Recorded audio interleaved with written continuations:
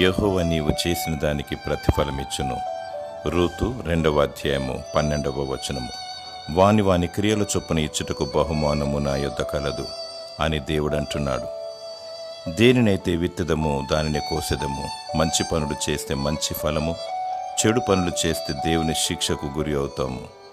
దేవునికి లోబడాలి, ఆయన సన్నిధిలో వర్ధిల్లాలి, భయముతో భక్తితో దేవుని సేవించాలి, ఆయనకు మహిమను కలిగించాలి, బీదవారికి దాన ధర్మాలు చేయాలి, సాటి మానవునికి చేయుతనివ్వాలి, నశించుచున్న వారిని అగ్నిలో నుండి లాగినట్టు వారిని రక్షించాలి. దేవుడు నీకు బహుమానము దయచేయను. దేవుడు నిన్ను నీతిమంతునిగా నీతిమంతురాలుగా తీర్చి నిన్ను దీవించునుగాక. ఆమేన్.